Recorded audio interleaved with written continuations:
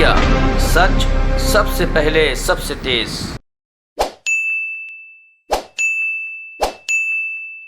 मित्रों नमस्कार। अपने बीच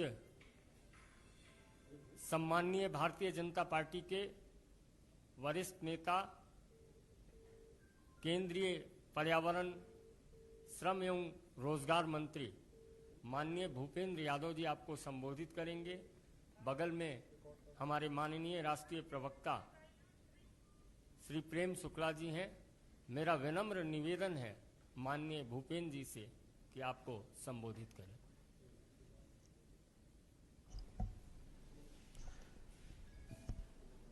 मित्रों, भारतीय जनता पार्टी प्रधानमंत्री श्री नरेंद्र मोदी जी को ओबीसी समाज और आर्थिक रूप से पिछड़े वर्ग के युवाओं को उनके नेतृत्व में मेडिकल कॉलेज की पीजी और यूजी क्लासेस में एडमिशन देने का निर्णय माननीय प्रधानमंत्री नरेंद्र मोदी जी के नेतृत्व में किया गया है, उसके लिए उनको बधाई देती है और उनका अभिनंदन करती है। ये एक ऐतिहासिक अवसर है कि लंबे समय से देश में समतामूलक समाज की स्थापना के लिए समाज के सभी वर्गों को समाहित करते हुए समरस भारत की रचना को करने के लिए बहुत सारे निर्णय एक लंबे समय से पेंडिंग थे। प्रधानमंत्री जी के नेतृत्व में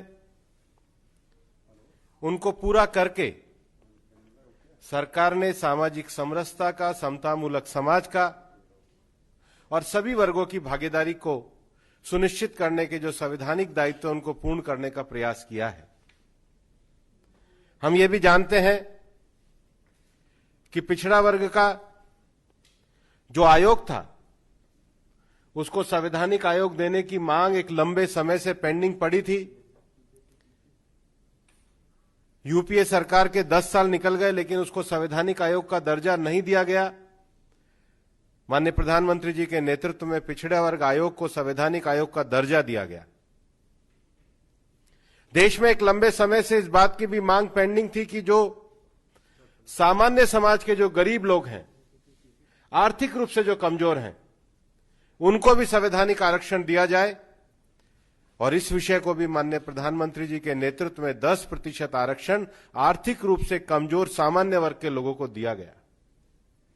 भारत के संविधान में जो सामाजिक, आर्थिक और राजनीतिक न्याय की संकल्पना है उसको पूरा करने का काम माननीय प्रधानमंत्री जी के नेतृत्व में किया गया और इसीलिए मेडिकल कॉलेज में भी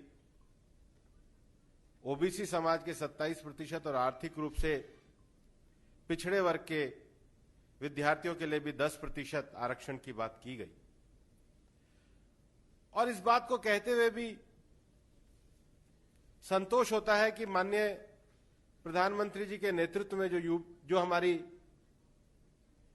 जिस प्रकार से ये सरकार चली है, उस सरकार के अंतर्गत पिछले 5 वर्षों में देश में 179 नए मेडिकल कॉलेज खुले।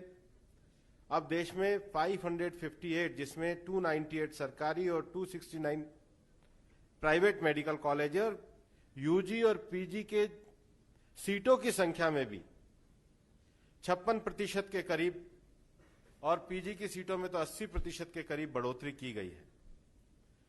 और कुछ ऐसे भी ऐतिहासिक निर्णय इस पूरे 5 साल में लिए गए जो पिछड़ा आयोग और आर्थिक रूप से पिछड़े लोगों को जिस प्रकार से 10% मेडिकल में आरक्षण दिया गया, पिछड़े वर्ग के संवैधानिक आयोग की रचना की गई, पीएसयू सार्वजनिक बैंकों और वित्तीय संस्थानों में क्रीमी लेयर की आय सीमा तय की गई, घुमंतु और अर्ध घुमंतु जातियों के लिए जनवरी 2015 में एक राष्ट्रीय आयोग का गठन किया गया। पहली बार भारत के प्रधानमंत्री ने डॉक्टर अंबेडकर को उनके जन्म स्थान मध्य प्रदेश के महू में जाकर के श्रद्धांजलि दी, नमन किया। दलित युवाओं के लिए इस सरकार के द्वारा वेंचर कैपिटल फंड की शुरुआत की गई। अनुसूचित जाति से संबंधित उद्यमियों को संवर्धित ऋण गारंटी की योजना शुरू की गई। जनजाति समाज के वन उत्पादों को एमएसपी का लाभ दिया गया। देश के सार्वजनिक उपक्रमों द्वारा 4% समान एससी और एसटी उद्यमियों की खरीदारी की नीति बनाई गई। और सबसे बड़ी बात है, कल 2 वर्ष पूरे होने वाले भी हैं, मुस्लिम महिलाओं को भी ट्रिपल तलाक का अधिकार दिया गया। ये सब विषय भारत में एक लंबे समय से सामाजिक दृष्टि से, आर्थिक दृष्टि से कमजोर वर्ग के लोग जिस प्रकार से शासन में भागीदारी के साथ साथ विकास के मार्ग पर बढ़ना चाहते थे, सबका साथ, सबका विकास और सबका विश्वास की नीति को लेते हुए सरकार ने दृढ़ता के साथ उस पर कदम उठाए हैं। आज भले ही कांग्रेस कुछ भी कहे, लेकिन कांग्रेस का इतिहास इस बात को दर्शाता है कि कांग्रेस ने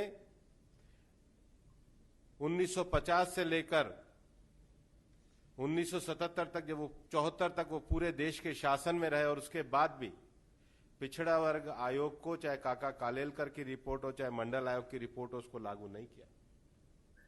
कांग्रेस ने कभी भी आर्थिक रूप से सामान्य समाज वर्ग के जो लोग हैं उनको समाज की मुख्यधारा में आगे बढ़ाने के लिए, उनके लिए भी किसी प्रकार की नीति को लागू नहीं किया गया। और इतना ही नहीं, मैं तो ये कहना चाहूंगा कि ये कांग्रेस के संसदीय परंपरा के आचरण पर एक धब्बा लगाने जैसा प्रश्न चिन्ह है कि जब पहली बार देश के मंत्रिमंडल में माननीय प्रधानमंत्री जी के नेतृत्व में एक बड़ी संख्या में ओबीसी समाज के लोग, दलित समाज के लोग, ट्राइबल समाज के लोग, सामान्य समाज के लोग और सबसे बड़ी संख्या में महिला वर्ग इस मंत्रिमंडल में जब आए और संसद के सामने जब उनका परिचय कराना था, तो कांग्रेस ने अपने दुर्भाग्यपूर्ण आचरण से, संसदीय परंपरा की मर्यादाहीनता के आचरण से उन महिलाओं का परिचय भी नहीं होने दिया। ये संसदीय परंपरा और मर्यादा को तोड़ने का काम कांग्रेस के द्वारा लगातार किया जाता रहा है। और इसलिए भारतीय जनता पार्टी की सरकार माननीय प्रधानमंत्री जी के नेतृत्व में सभी वर्गों को सामाजिक न्याय के लिए, सभी वर्गों के आर्थिक उत्थान के लिए पूरी तरीके से समर्पित है। और माननीय प्रधानमंत्री जी ने जिस प्रकार से हमेशा संकल्प किया है कि उनकी सरकार गरीबों के कल्याण के लिए समर्पित है, शासन में गरीबों तक उनकी योजनाओं को पहुंचाने के साथ ही साथ अपनी सामाजिक नीतियों के माध्यम से उनको अवसरों में भी उसी प्रकार की उपलब्धता प्रदान की गई है। और इसके लिए हम सब माननीय प्रधानमंत्री जी का अभिनंदन करते हैं।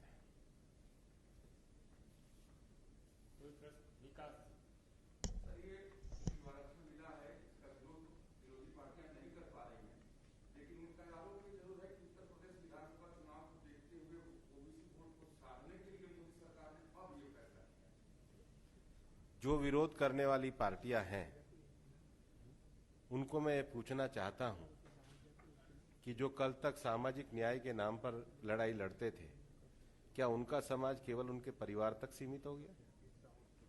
क्या उनकी राजनीति उनके परिवार तक सीमित हो गई है? और मैं तो इनको ये कहना भी चाहता हूं, मैं तो उस संसदीय समिति का अध्यक्ष भी रहा हूं जिसमें ओबीसी वर्ग को संवैधानिक आयोग देने की बात की गई थी। उनकी क्या भूमिका है? और मैं कांग्रेस से भी पूछना चाहता हूं कि कांग्रेस बताए तो सही, उनकी भूमिका क्या रही है?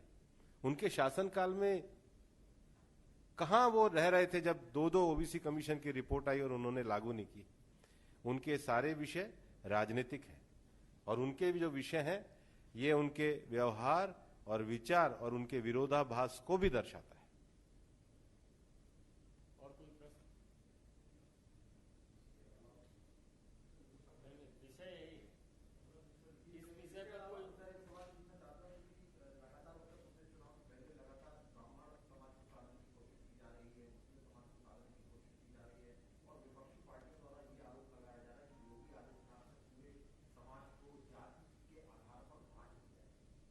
हम सबका साथ, सबका विकास और सबका विश्वास की राजनीति को लेकर के आगे बढ़ते हैं।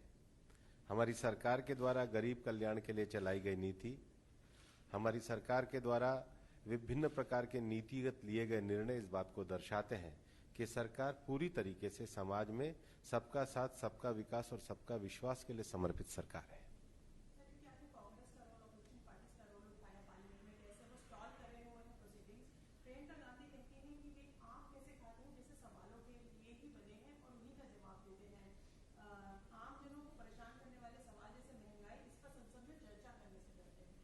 चर्चा कर रहे हैं वो तो नारे लगा रहे हैं। चर्चा करने वाले तो अपने स्थान पे खड़े होते हैं। सरकार तो हर प्रश्न का उत्तर दे रही है। प्रश्न काल में प्रश्न पूछने वाले वैल में होते हैं, उत्तर सदन के पटल पे होता है। तो जिनको उत्तर सुनना है वो कम से कम जाके उत्तर तो सुने। सरकार तो पूरे प्रश्न काल में सब विषयों का उत्तर देती है।